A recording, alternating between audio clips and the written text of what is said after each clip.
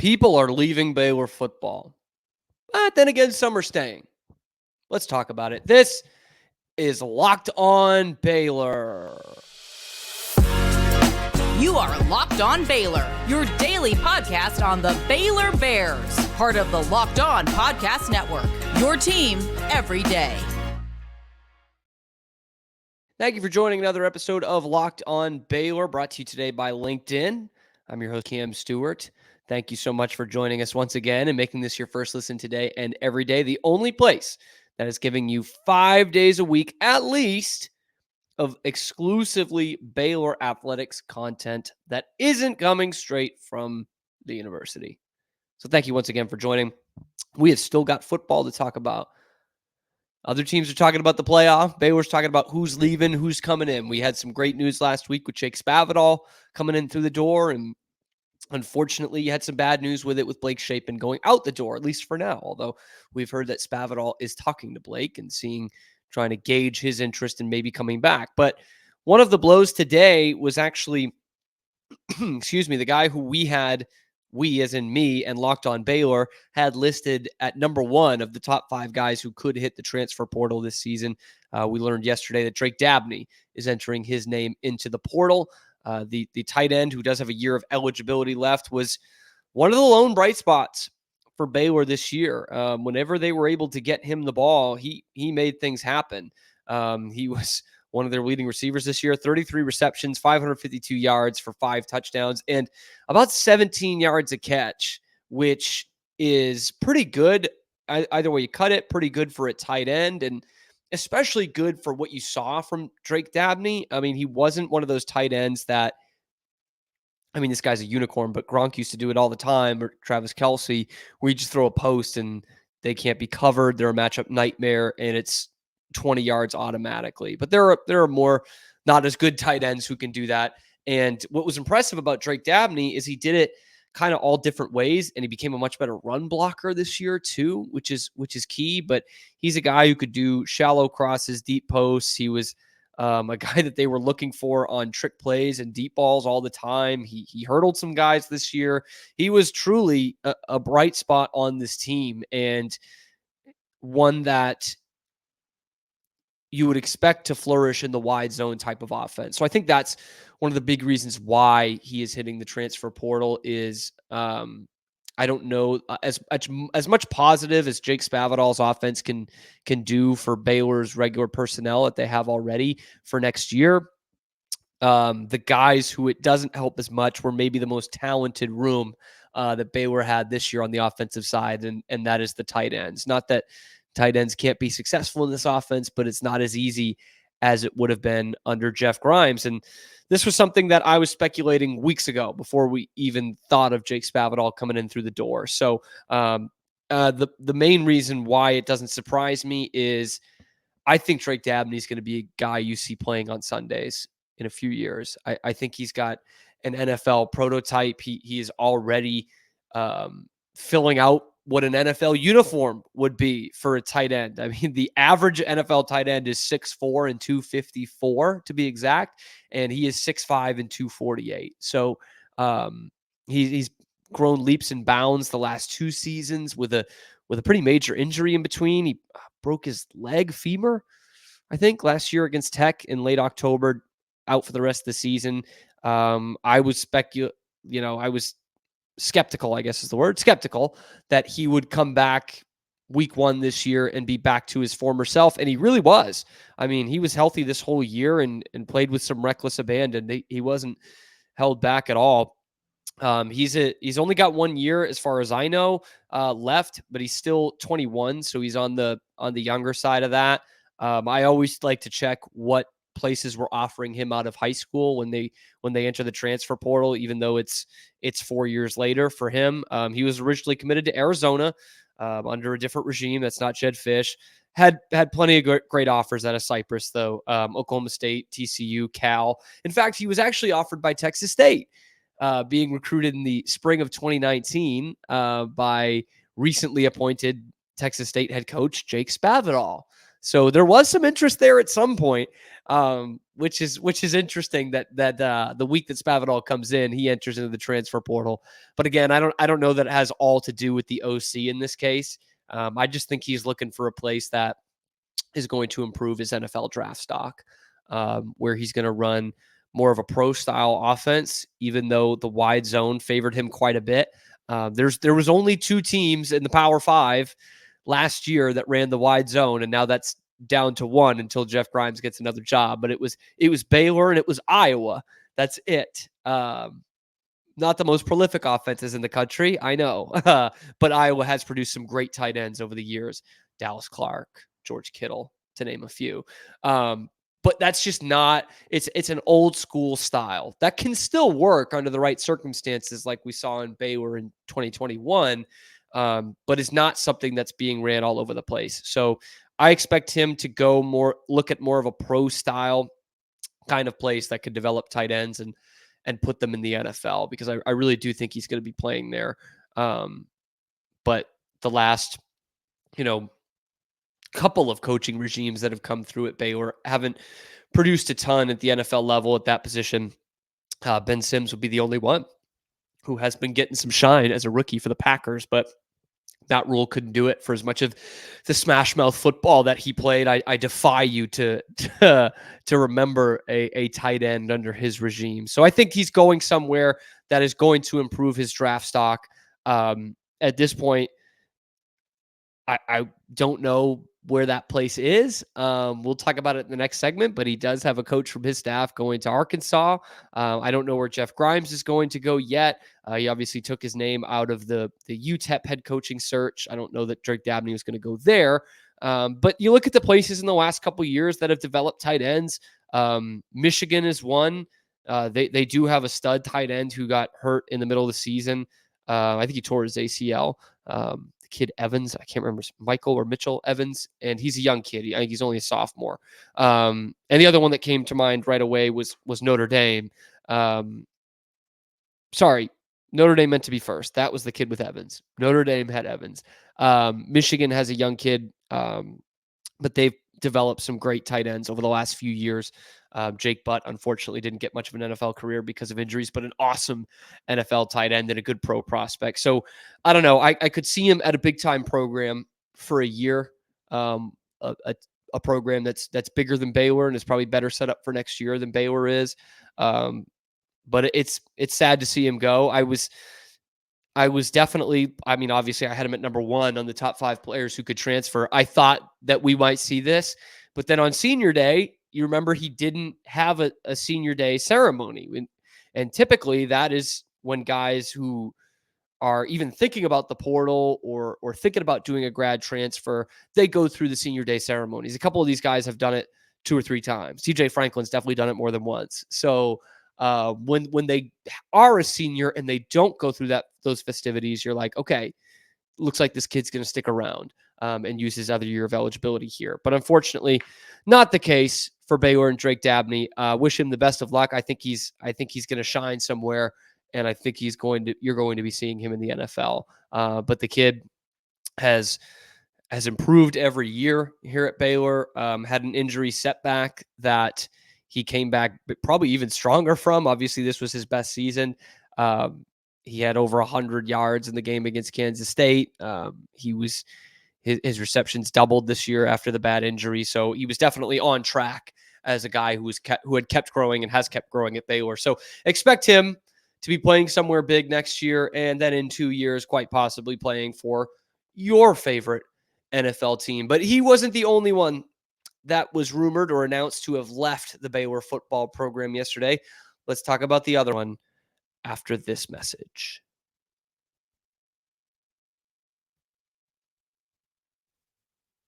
Well, it's interesting that LinkedIn Talent Solutions is sponsoring the show in this time of year, because this is when college football needs it the most. When you're hiring for your small business or your college football team, you want to have as many top-tier candidates as possible to interview. That's why you go to LinkedIn Talent Solutions to help find the right professionals for your team faster than anyone else and for free. Okay, you put the purple hashtag hiring frame on your network, and it becomes so easy for you through LinkedIn. So easy, in fact, that 86% of small businesses get a qualified candidate to interview within 24 hours. They know that you're running your business. You're wearing a ton of different hats. You just need quality candidates in front of you, and you don't need to spend all day doing it. So thankfully with LinkedIn, the process is intuitive, quick, and easy. They even launched a feature that helps you write the job descriptions, making the process even easier and quicker. So what you do is you post your job for free at linkedin.com/locked on college. That's linkedin.com/locked on college to post your job for free. Terms and conditions do apply. So Drake Dabney announces that he is leaving Baylor, and it seems like that is the case for offensive line coach Eric Matos as well. Adam Rittenberg wrote yesterday that according to his sources, Matos will be joining Bobby Petrino and his staff in Fayetteville to lead the Hogs in the same position, the offensive line coach, under an offensive line guy, by the way, in Sam Pittman. And unfortunately for Matos and for Arkansas, he is not coming off a stellar job at Baylor. 2 years ago, it looked like he and Jeff Grimes were the saviors and had built this great identity for Baylor with the grit and the RVO, and that turned from a hope into a myth very quickly. And the offensive downfall over the last 2 years has not been as drastic as the defense, but it can be pretty much directly pointed to the offensive line. So I talked about last week that I think Jeff Grimes got kind of a raw deal in his firing when they announced an overhaul of the staff, and it was just him that was getting fired. Obviously, there have been some changes since then with AJ Stewart and Sean Bell moving positions, and now Eric Matos out the door. But that said, it just all came back to the offensive line. And while Jeff Grimes was one of the most sought after offensive coordinators in all of college football when Baylor got him, the same could have been said for the offensive line coach in terms of his position as for Eric Matos. Matos was a guy that came in with him, and again, he established this identity, which was great for the players that they had. Okay, this was something that Matt Rule would have implemented. Absolutely. Eric Matos would have been a Matt Rule guy 10 times out of 10 to run a hard-nosed offense with a gritty hog-like, to steal an NFL one there, offensive line. And it worked with the players that Matt Rule had brought in. But the theme became once Matos and Grimes started getting more of their players in the door, the worse it got. And you saw it on the field this year, but the numbers are horrid, guys. They are just terrible. Let me go through some of them for funsies. So Matos takes over, and so does Grimes in 2021. And let's look at the rushing leaders in terms of teams in the Big 12 for each of those 3 years. In 2021, Baylor was first, top of the conference at 219 rushing yards a game.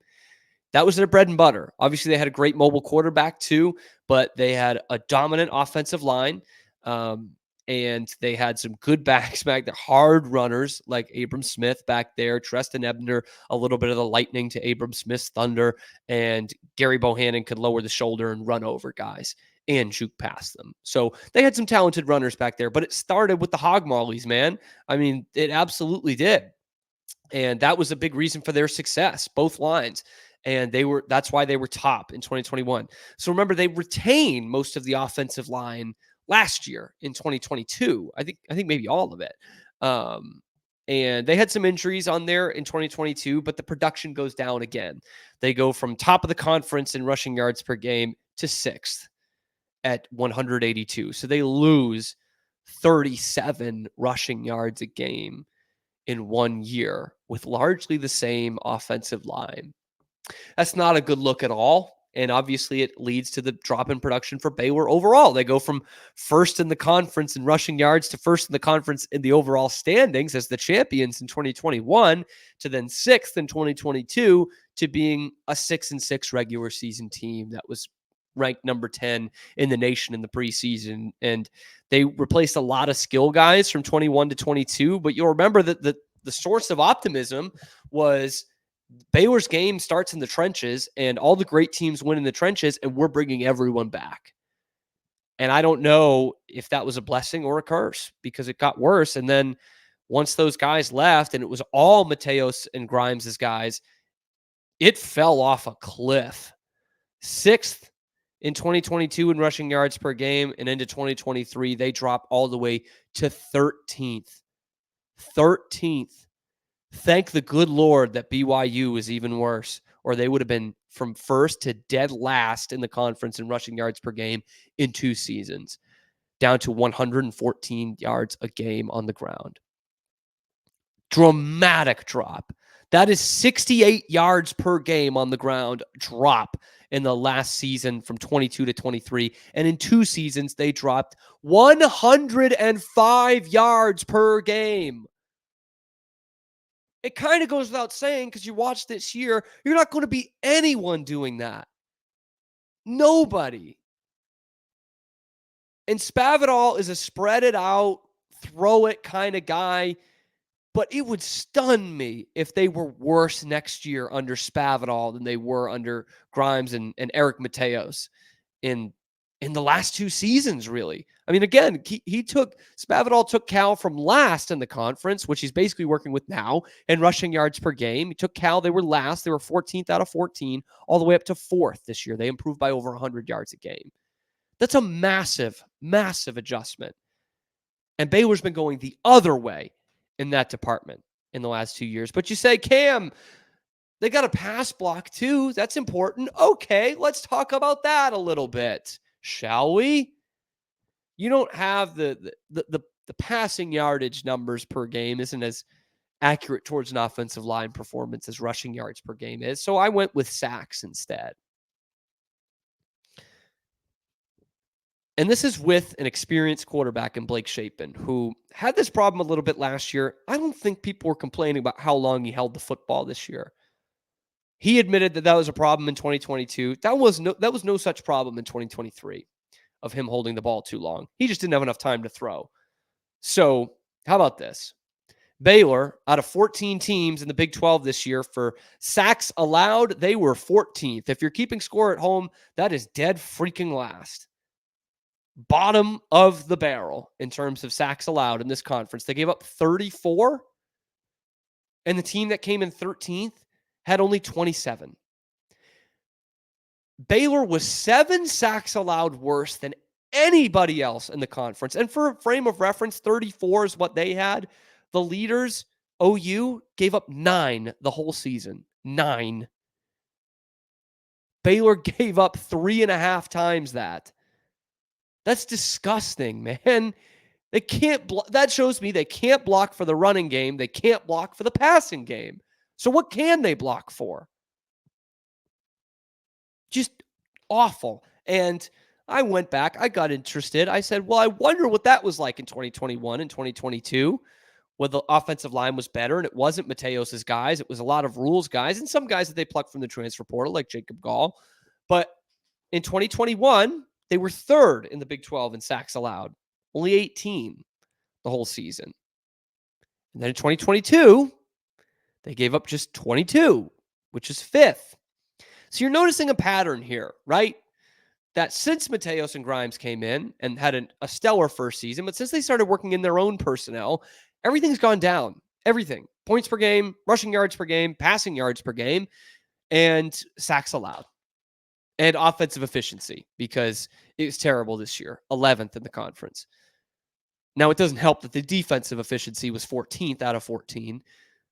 Make no mistake, the defense was worse off than the offense was this year. But it was just terrible. And their leading rusher, who was Dominic Richardson, by the way, who, again, got his token rushing touchdown, or a touchdown, I should say, I think it was a pass, of the season at TCU, which was game number 11.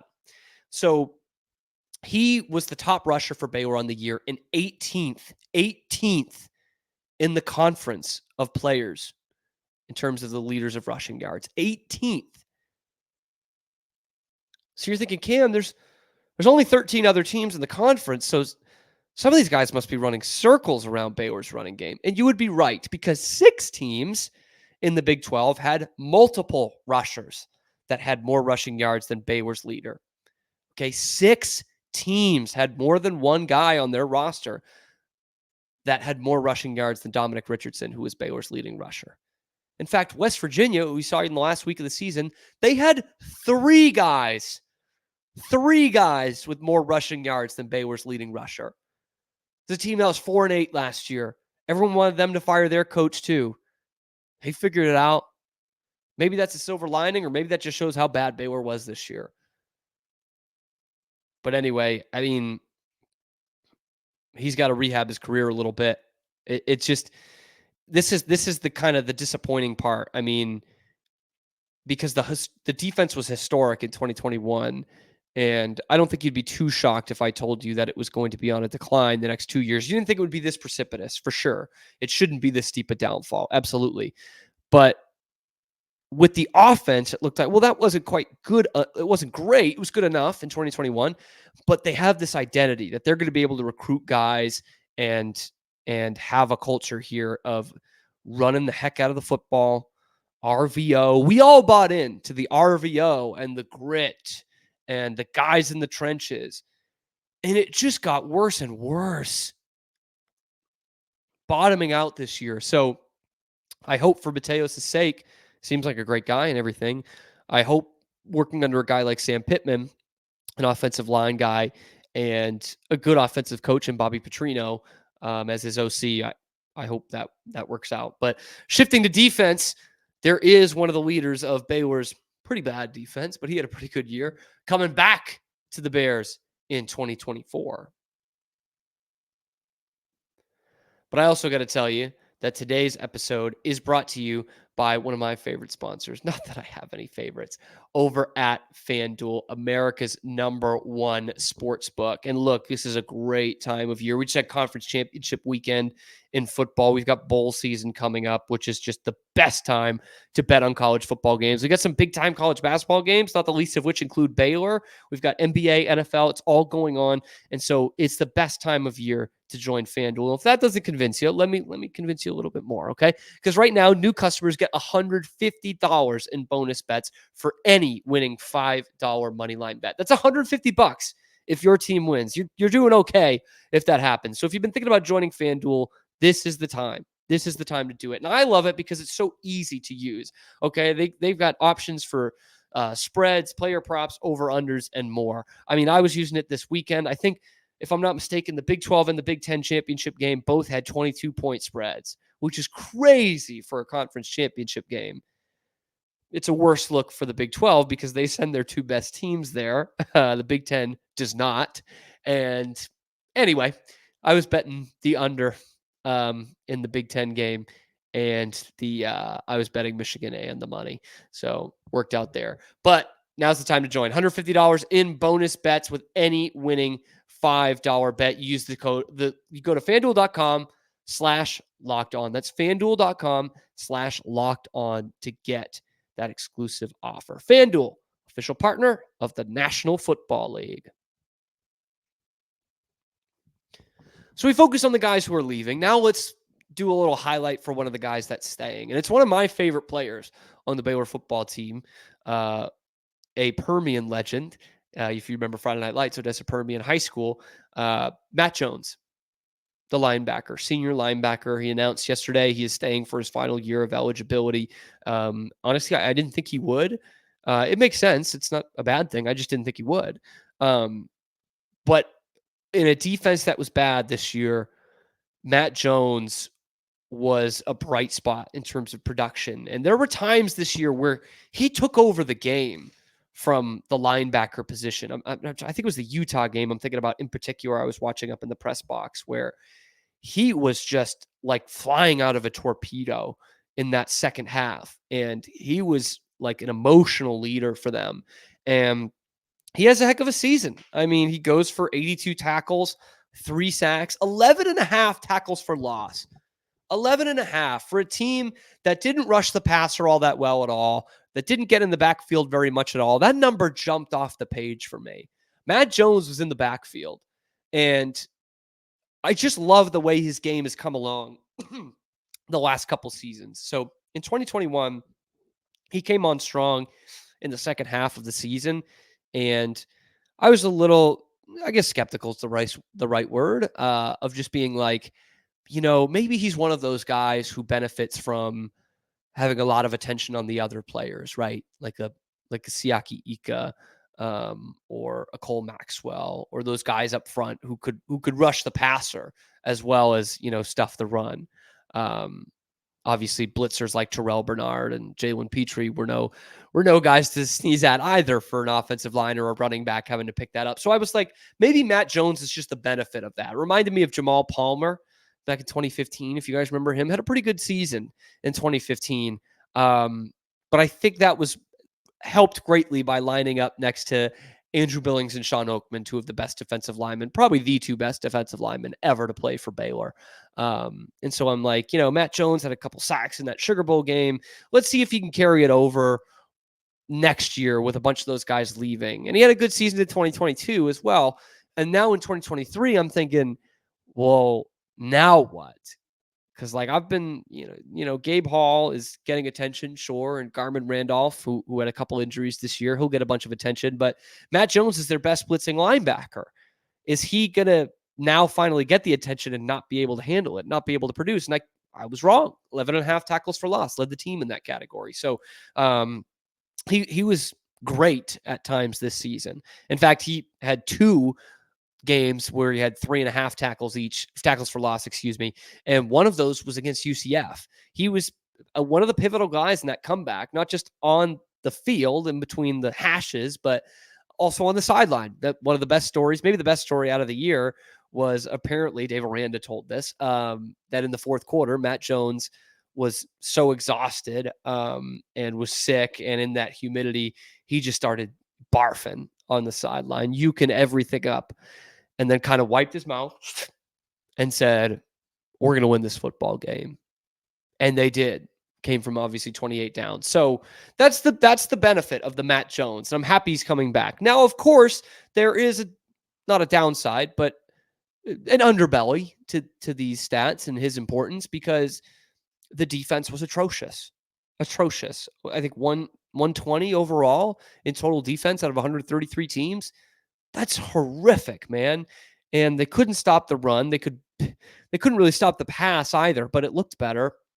And they didn't really force turnovers. And so it's so easy to point to, hey, he was the captain of the defense. He was the quarterback. He was the Mike linebacker, quarterback of the defense. And this was what they put out there. And that's fair. That's fair. But one of the things that this athletic department is really relying on, and the coaching staff is relying on, is the fact that they had a bunch of freshmen, sophomores out there. They played more freshmen, Baylor did, on both sides of the ball than any Big 12 school this year. They played over 4,500 snaps. And a good bit of that was on defense and in the defensive backfield. And I am happy about what they've done to re-recruit those guys. And obviously a whole batch more recommitted over the weekend too. And so I'm thinking that is the foundation of a Big 12 championship team in the future. If these guys are as talented as some of them showed in spurts this season, if they are as talented as what the coaching staff tells us every week, and has the athletic department has shown that vote of confidence by keeping the head coach, mainly because they had all these young guys playing, then that should be the foundation of something really good. And I think it is important to have a guy at such an important position with a lot of experience coming back in Matt Jones. He is going to be, I think, as pivotal to these young players' development on the field as some of the defensive coaches are for Baylor this year, and Dave Aranda and Matt Powledge and those guys. Because he will be a coach on the field. I know it's cliche, but when you've got 4 or 5 next year sophomores and maybe some juniors playing behind you, and you're the quarterback of the defense, I will never turn away having a 5th or 6th year senior as my middle linebacker in that situation. And Again, thought he played brilliantly in flashes this year, and I think his leadership is going to be super important to the development of this team on the defensive side of the ball next year, and specifically the back half of next year when there's going to be no experience excuse for these guys anymore in the defensive backfield. If you're midway through your second season, we hold the coach to a similar standard. We've got to hold the players to it too. So happy that Matt Jones is coming back. There are some that committed over the weekend, like I talked about, that are big names for Baylor that are coming back. But then there's also the question of, well, Cam, this was a 3-9 team. They were dreadful. You wanted the head coach fired. So did we. And they had no all Big 12 players. So why do you want so many of these guys coming back? And that's a good point. And I'm going to address that later this week. Tomorrow we'll have a little football, but a lot of basketball too, to preview Seton Hall, one of the last games at the Farrell Center, and the last one before they get into the big primetime showpiece matches. And Seton Hall is no push away either, but it's the first one or the last one, I should say, before Michigan State, and then after that playing Duke up at Madison Square Garden. So last game for like 10 days. Can't wait to break it down. We'll talk football and basketball this week. So let me know down in the comments. Are you happy that Matt Jones is staying? Where do you think Drake Dabney might land? What do you think about Eric Mateos leaving? Who do you think should have been in the top 4?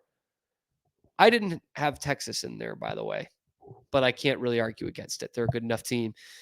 It shows the SEC bias. I didn't think I had it like some other people do, but it turns out I do, because when I saw the 4 yesterday morning, my first thought wasn't FSU getting snubbed. It was Georgia getting snubbed. And I still kind of stick with that. Anyway, put your thoughts down in the comments. We'll be back tomorrow with a little bit of football, a little bit of basketball, and we will always be locked on Baylor.